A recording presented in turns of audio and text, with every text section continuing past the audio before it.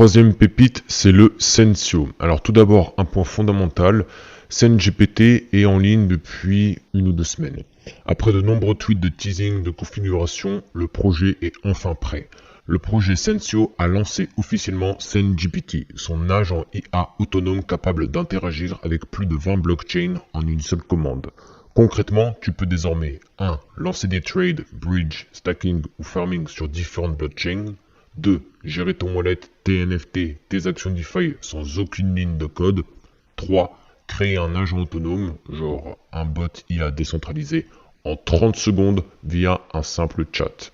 Le tout est live sur http://sensio.ai. C'est une interface simple, accessible et 100% automatisée. Pourquoi c'est un tournant ? Premièrement, Sensio devient un des seuls projets à proposer une IA cross-chain active, simple à utiliser et scalable. Deuxièmement, le token Sen prend de la valeur dans cet écosystème si l'usage s'intensifie. C'est la news la plus importante de Sensio depuis un certain temps. SenGPT marque une vraie avancée vers l'automatisation grand public sur la blockchain. À suivre de très près. Maintenant, l'analyse technique. Le marché travaille encore le premier support créé lors de la montée entre les 0.035 $ et 0.023 $. Comme pour le reste des altcoins, je veux maintenant voir des signes de force se former à l'intérieur avant de me projeter. La situation dépend du Bitcoin et cela ne me dérange pas de laisser quelques semaines passer. Le plus important est de raisonner en termes de probabilité.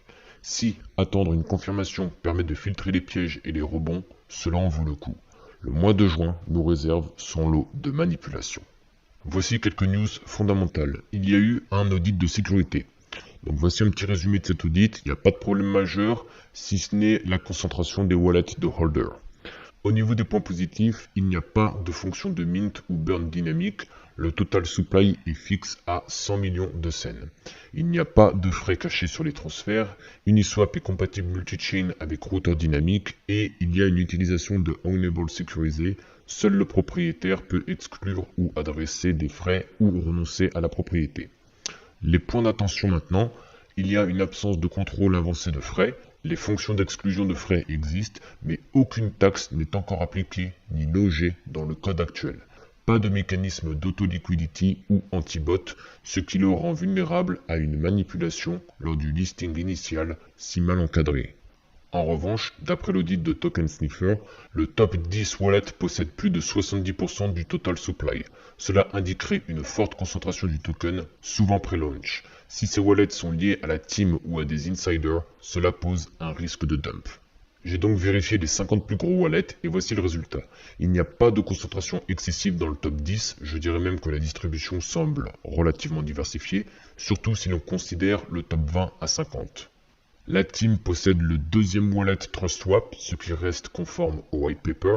Ce wallet est connecté à 3 autres wallets, le numéro 6 qui commence par 0xB89 et qui se termine par 49A1, le numéro 9 qui commence par 0xEE et qui se termine par 1AD0, et le 21e qui commence par 0C5 et qui se termine par EDFB. Donc au total, on a 9% plus 1, 7% plus 1 et 1% plus 0, et puis un autre 4%, cela représente 12,4%. Mexc possède les wallets numéro 1 et numéro 4, cela représente 18,7% de la supply. Uniswap relie les wallets numéro 3 et 11 et 19, cela représente 9,1% de la supply. XT.com, KCUX sont reliés au wallet numéro 10 via Uniswap, représentant 1,1% de la supply. LD Bank possède les wallets numéro 30 représentant 0,36% de la supply. Je ne vois donc pas de problème de concentration. Pour info, si vous possédez plus de 4200 $ ou 117 000 cents, vous êtes dans le top 100. Je rebascule sur l'analyse technique avec les premiers signes de force du Bitcoin. Les altcoins les répliquent au fur et à mesure. Il est intéressant de noter ceux qui montrent les meilleures configurations. En d'autres termes, les projets qui font preuve de résilience. Dans le cas de Sensio, tu vois que le marché a trouvé support sur son niveau clé entre les 0.035 $ et 0.023 $. Cela est un bon signe que les acheteurs gardent la main dans leur zone. Nous ne voulons pas voir de sell-off ou de cassure baissière. Au contraire, il faut des prises de liquidité et des ravalements. La première étape est donc cochée. Elle fut discrète mais validée. Comme tu le vois, le marché a tenu le niveau des 0,030 $. Maintenant, il faut qu'il confirme son élan haussier avec une clôture hebdo ou une cassure haussière au-dessus des 0,037 $. Si le BTC confirme ses signes de force cette semaine et que la réaction des marchés à la Fed est positive, cela donnera un bel été. La balle est dans le camp des acheteurs, je les laisse former une reprise claire avant de me projeter. Quelques petits rappels sur le fondamental du Sensio. Il se positionne comme une plateforme innovante qui a pour mission de démocratiser l'accès aux outils d'intelligence artificielle sur la blockchain.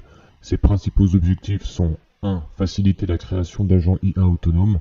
Grâce à un outil no-code très intuitif, tout utilisateur peut créer ses propres agents sur chain sans avoir besoin de compétences en programmation. Ceci permet de rendre accessible à un plus grand nombre les avantages de l'IA appliqués à la blockchain. 2.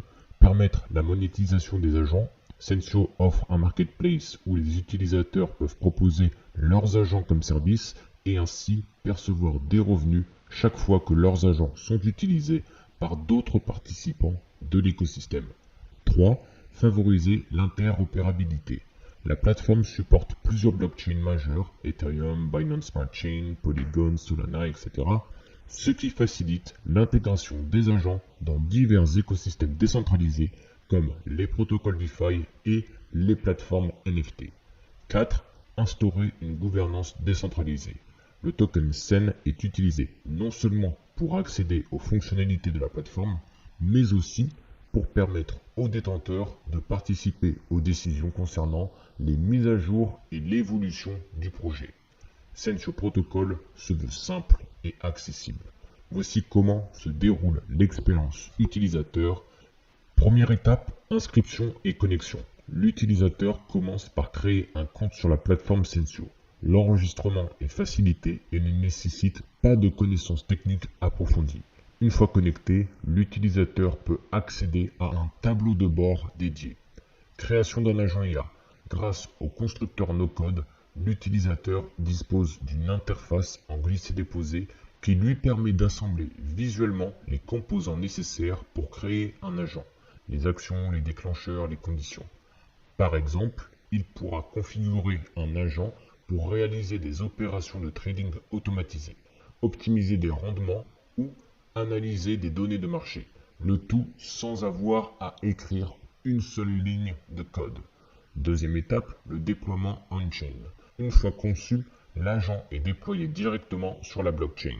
Cela garantit transparence et sécurité, puisque toutes les opérations sont enregistrées et vérifiables sur le registre décentralisé.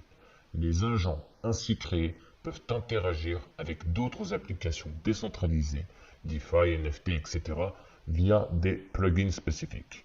Troisième étape, monétisation via le marketplace. Les utilisateurs ont la possibilité de publier leurs agents sur un marketplace intégré. Ainsi, chaque fois qu'un agent est utilisé par d'autres membres de l'écosystème, son créateur perçoit des frais ou des revenus partagés, encourageant ainsi l'innovation collaborative et l'évolution de la plateforme. Quatrième étape, gouvernance et participation communautaire. Les détenteurs du token SEN peuvent voter sur les mises à jour de la plateforme, proposer des améliorations et participer à l'orientation future du projet, renforçant ainsi le modèle décentralisé.